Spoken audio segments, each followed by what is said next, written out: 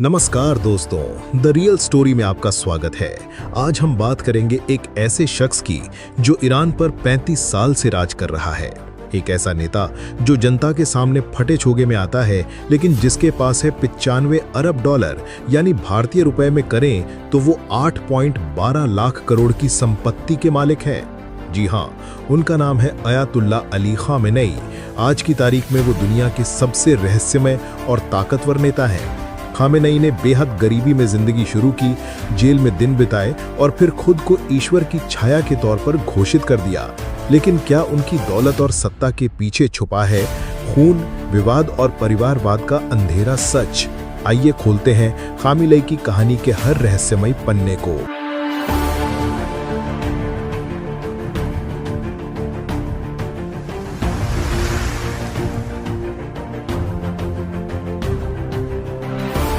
(1939) Mashhad, Iran. Ali Khamenei एक गरीब परिवार में जन्मे थे। उनके पिता जवाद खामेनेई एक साधारण मुल्ला थे जो बाद में अंधे हो गए। परिवार भुखमरी के कगार पर था। 8 साल की उम्र में खामेनेई को काम करना पड़ा।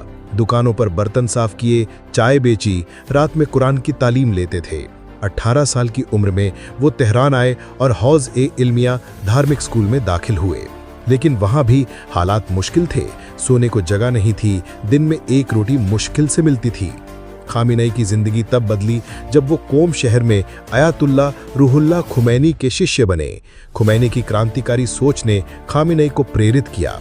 1963 में जब खामेनेई ने ईरान के राजा शाह मोहम्मद रजा पहलवी के खिलाफ भाषण दिए तो उन्हें पहली बार जेल हुई। इस तरह विरोध की वजह से वो 6 बार जेल गए, कोड़े खाए, नाखून उखड़वाए और यातनाएं सही। लेकिन खामेनेई ने हार नहीं मानी। खुमैनी ने भी देख लिया था इस शख्स में सत्ता की भूख है। 1979 की इस्लामी क्रांति ने ईरान को बदल दिया। शाह को हटाकर खुमैनी सत्ता में आए। खामेनेई उनकी छाया बन गए।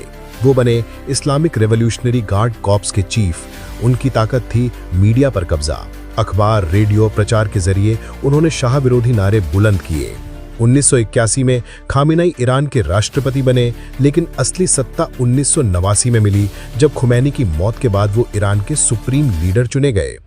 हैरानी की बात है कि खामेनेई उस समय ना तो मार्जा थे, ना ही बड़े आयतुल्ला। फिर भी संविधान में बदलाव कर उन्हें सुप्रीम लीडर बनाया गया। क्यों? क्योंकि वो खुमैनी के सबसे वफादार थे। लेकिन सत्ता मिलते ही खामेनेई ने एक साम्राज्य बनाना शुरू किया, ना सिर्फ सत्ता का बल्कि दौलत का भी। अब जानते हैं कि खामेनेई अरबपति कैसे बने। इसका जवाब है सेताद, यानी headquarters for executing the order of इमाम। 1989 में खुमैनी ने सेताद बनाया था ताकि क्रांति के बाद छोड़ी गई संपत्तियों को बेचकर गरीबों की मदद की जा सके। लेकिन खामेनेई ने इसे एक बिजनेस जायंट बना दिया। रॉयटर्स की 2013 की जांच के मुताबिक सेताद की संपत्ति 95 अरब डॉलर यानी 8.12 लाख करोड़ रुपए की है, जो ईरान के सालाना तेल निर्यात से 40% से ज्यादा है। लेकिन इस सेताद ने क्या किया? सेताद ने हजारों संपत्तियों को जब्त किया। बहाई समुदाय, शिया मुस्लिम, बिजनेसमैन और विदेश में रहने वाले ईरानियों की जमीन, मकान, दुकानें कब्जा ली। एक 82 साल की बहाई महिला की कहानी सबको याद है। उसके बच्चों के 3 अपार्टमेंट छीन लिए गए और उन्हें अपने ही घर में किराया मांगने का नोटिस मिला। सेताद के पास तेल, टेलीकॉम, फाइनेंस, यहां तक कि शुतुरमुर्ग फार्मिंग तक का कारोबार है। 2009 में सेताद ने ईरान की सबसे बड़ी टेलीकॉम कंपनी में 3 अरब डॉलर की हिस्सेदारी खरीद। लेकिन क्या खामेनेई खुद इस पैसे का इस्तेमाल करते हैं? रॉयटर्स कहता है कोई सबूत नहीं कि वो इसे निजी तौर पर इस्तेमाल करते हैं। लेकिन सेताद की दौलत ने उन्हें संसद और राष्ट्रीय बजट से स्वतंत्र कर दिया है। वो बिना जवाबदेही के ईरान की सत्ता चलाते हैं। अमेरिकी दूतावास ने 2019 में दावा किया कि खामेनेई की संपत्ति 200 अरब डॉलर तक हो सकती है। इसके अलावा अस्ताने कुद्स रज़वी, एक धार्मिक ट्रस्ट जो मशहद में इमाम रजा की दरगाह चलाता है। ये ट्रस्ट तबरेज की सोने की खानों, कॉन्गो के डायमंड फील्ड्स और वेनेजुएला के तेल भंडारों में निवेश करता है। इसकी कमाई भी खामेनेई के कंट्रोल में है। खामेनेई ने सिर्फ सत्ता नहीं बल्कि परिवारवाद का साम्राज्य भी बनाया। उनके दामाद मोहम्मदी गोलपायगानी को रक्षा मंत्रालय में बड़ा ओहदा मिला। भाई अहमद मरवी को कौमी सुरक्षा परिषद में जगह दी है। एक और भाई हसन खोजेस्ता बागरजादे को नेशनल मीडिया एडवाइजर बनाया गया है। अब जानते हैं उनके बेटों का क्या हुआ। एक बेटा मोज्तबा खामिनेई IRGC का अहम हिस्सा है और $3 अरब की संपत्ति का मालिक बताया जाता है। उसका पैसा UAE, सीरिया, वेनेजुएला और अफ्रीकी बैंकों में है। एक और बेटा मसूद रेनो कार की बिक्री से हर गाड़ी पर 5 मिलियन रियाल कमाता है और $400 मिलियन की संपत्ति रखता है। छोटा बेटा मैसम भी $200 मिलियन का मालिक है। बेटी बुशरा और हुदा की संपत्ति भी 100 मिलियन बताई जाती है। ये आगाजादे यानी नेताओं के बच्चे ईरान की 70% अर्थव्यवस्था को कंट्रोल करते हैं। तेल, बैंक, सोना सब पर इनका कब्जा है। लेकिन ईरान की जनता का क्या हाल है, ये जानकर आप चौंक जाएंगे। ईरान में आज भी 80% लोग गरीबी रेखा के नीचे जीवन यापन कर रहे हैं। अब बात करते हैं खामिनेई की सत्ता चलाने की स्टाइल की। खामिनेई की सत्ता का दूसरा चेहरा है क्रूरता। 2022 में महसा अमीनी की मौत ने ईरान में आग लगा दी। हिजाब न पहनने की सजा में उनकी हत्या ने लाखों लोगों को सड़कों पर उतार दिया। खामिनेई का आदेश था कुचल दो विद्रोह। नतीजा 550 प्रदर्शनकारी मारे गए, 19,000 गिरफ्तार और 12 दिन तक इंटरनेट बंद रहा। खामिनेई पर इल्जाम है कि वो इस्लाम के नाम पर खून बहाते हैं। भाई समुदाय की संपत्तियां छीनी गई, धार्मिक अल्पसंख्यकों पर जुल्म हुए। संयुक्त राष्ट्र के मुताबिक बहाइयों की 2000 से ज्यादा संपत्तियां सैताद ने हड़प ली, जिनकी कीमत 2003 तक $10 अरब थी। खामिनेई ने आज भी हमास, हूती और हिजबुल्लाह तरक्की संगठनों को हमले के लिए तैयार रहने के संकेत दिए हैं। इजराइल की सबसे बड़ी शिकायत यही है कि ईरान भाड़े के सैनिकों के जरिए उनके देश में आतंक फैला रहा है। 2025 में खामिनेई 86 साल के हो गए हैं और कई चुनौतियों का सामना कर रहे हैं। जून 2025 में इजराइल ने ईरान के परमाणु ठिकानों पर हमले किए। खामिनेई जान को खतरा बताते हुए एक गुप्त बंकर में छिपे हुए हैं।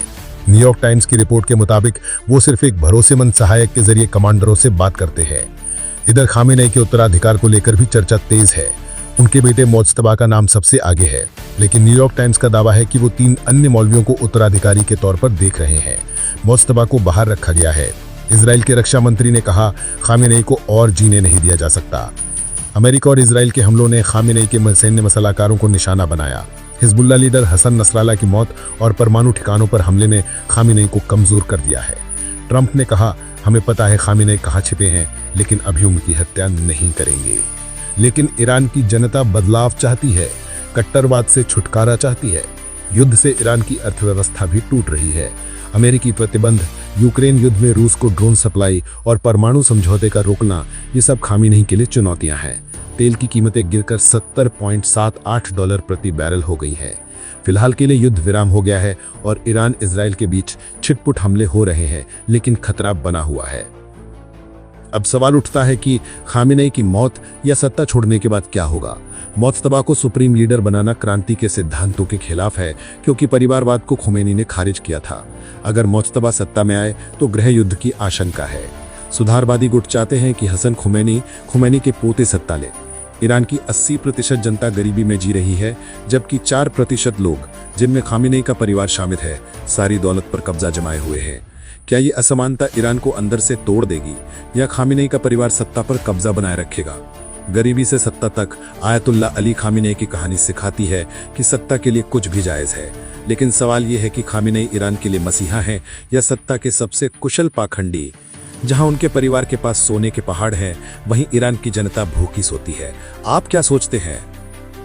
क्या खामिनेई ईरान के लिए अभिशाप है? उनकी संपत्ति पर बहस क्यों नहीं होती? दोस्तों, आपको ये वीडियो जरूर पसंद आया होगा तो लाइक करें, शेयर करें और द रियल स्टोरी को सब्सक्राइब करें। बेल आइकन दबाएं ताकि तकनीक और सियासत की सनसनीखेज कहानियां आप तक पहुंचे।